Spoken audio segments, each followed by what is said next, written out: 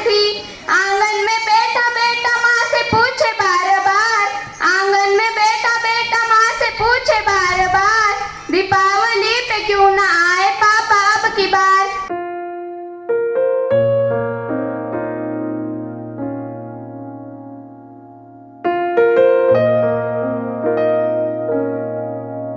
या मुलीला ज्या कोणी भाषण दिलं असेल, तिला कोणी बोलायची परवानगी दिली असेल, त्या मुलीचे मी शतशः आभार मानते. तुम्ही सगळं आमचं आयुष्य वाचून दाखवलं आहे.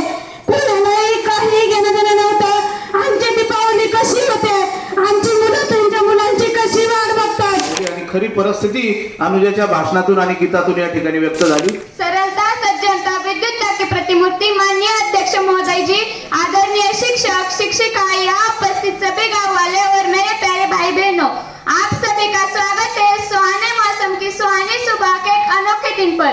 आंखों में खुशी, लबों पे हंसी, गम का कहीं नाम न हो। आंखों में खुशी, लबों पे हंसी, गम का कहीं नाम न हो। ये सुबह आपकी जिंदगी में लाई इतनी खुशियाँ जिसकी कभी शाम न हो। ये सुबह आपकी जिंदगी में लाई इतनी खुशियाँ जिसकी कभी शाम न हो। आज मैं आप सबको जो बताना चाहती हूँ आप ध्यान से सुनिए, मेरी विनती है। तैरना है तो समंदर में तैरो, इन नदी नालों में कह रखा है। तैरना है तो समंदर में तैरो, इन नदी नालों में कह रखा है। प्यार करना है तो वतन से करो, इन बेवफा लोगों में कह रखा है। प्यार करना है तो वतन से करो, इन बेवफा लोगों में कह रखा है। वतन से प्यार करने वाला जवान जो शहीद हो चुका था, उसका एक 8 साल का बच्चा था और उसे पता नहीं था कि उसके पिता शहीद हो चुके। उसकी माँ दीपावली के दिन आंगन में बैठी हुई है। बेटा भी माँ के पास जाकर बैठता है। चारों तरफ उजाला पर अंधेरी रात थी, चारों तरफ उजाला पर अंधेरी रात थी। जब वो हुआ शहीद उन दिनों की बात थी, जब वो हुआ शहीद उन दिनों की बात थी। आंगन में बैठा बैठा माँ से पूछे बार बार, आंगन में बैठा बैठा माँ से पूछे बार बार, दीपावली पे क्यों ना आए पापा अब की बार। दीपावली पे क्यों ना आए पापा अब की बार। बेटा थोड़ी देर के लिए बाहर खेलने जाता है, अपने मित्रों के पिता द्वारा लाए हुए उपहारों को देखता है और अपनी माँ की 2-3 दिनों की स्थिति को देखता है और अपनी माँ को कहता है, माँ क्यों ना आज तूने बिंदिया लगाई है, माँ क्यों ना आज तूने बिंदिया लगाई है दोनों हाथ खाली न मेहंदी रचाई है दोनों हाथ खाली न मेहंदी रचाई है। बिछवे भी नहीं पाँव में बिखरे से बाल है, बिछवे भी नहीं पाँव में बिखरे से बाल है। लगती थी कितनी प्यारी अब ये कैसा हाल है, लगती थी कितनी प्यारी अब ये कैसा हाल है। कुमकुम के बिना सूना सा लगता है श्रृंगार, कुमकुम के बिना सूना सा लगता है श्रृंगार। दीपावली पे क्यों ना आए पापा अब की बार, दीपावली पे क्यों ना आए पापा अब की बार। बेटा अपने मित्रों के पिताओं द्वारा लाए हुए उपहारों को देखता है और अपनी माँ के गोद में आकर बैठता है और अपनी माँ के माँ से कहता है, माँ किसी के पापा उसको नए कपड़े लाए हैं, किसी के पापा उसको नए कपड़े लाए हैं। मिठाइयों के साथ में पटाखे लाए हैं, मिठाइयों के साथ में पटाखे लाए हैं। वो भी नए शूज पहन खेलने आया, वो भी नए शूज पहन खेलने आया। पापा पापा कह के सबने मुझको चिढ़ाया, पापा पापा कह के सबने मुझको चिढ़ाया। अब तो बता दो क्यों सुना है आंगन घरदार, दीपावली पे क्यों ना आए पापा अब की बार। बेटे को कोई जवाब नहीं मिलता, वो अपनी माँ से रूठ जाता है और अपनी माँ दुख भरी माँ को झकझोरता है और अपनी माँ से कहता है, 2 दिन हुए हैं तूने कहानी न सुनाई, 2 दिन हुए हैं तूने कहानी न सुनाई। हर बार की तरह न तूने खीर बनाई, हर बार की तरह न तूने खीर बनाई। आने दो पापा को मैं सारी बात कहूँगा, आने दो पापा को मैं सारी बात कहूँगा।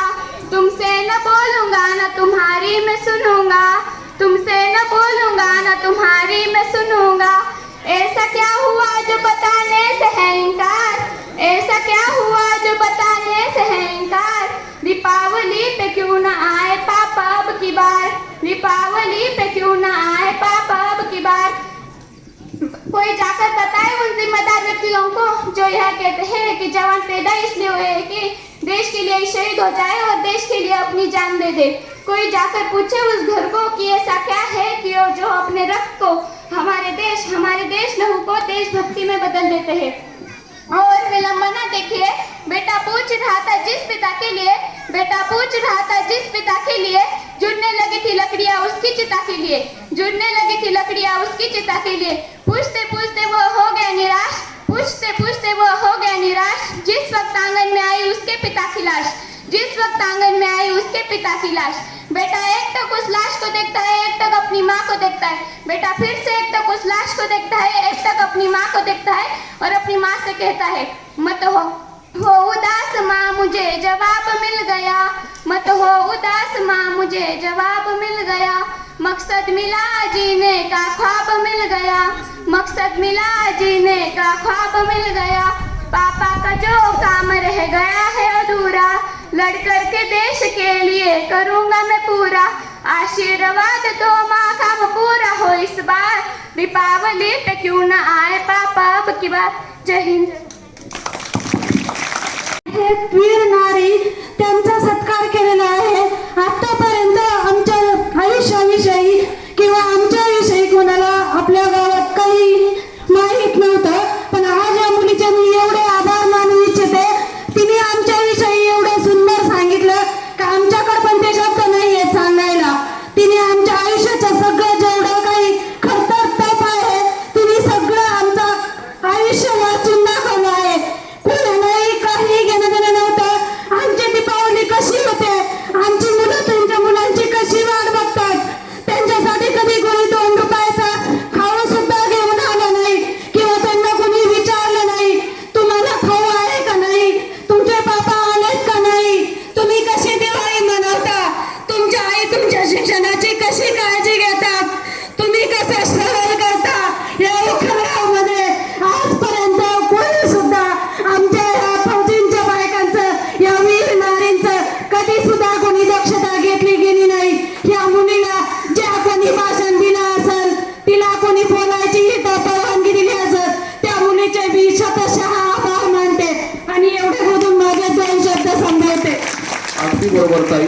आणि अनुजाने जी भावना व्यक्त केली ती ताईंना सुद्धा खरंच भावली आणि खरी परिस्थिती अनुजाच्या भाषणातून आणि गीतातून या ठिकाणी व्यक्त झाली। धन्यवाद ताई।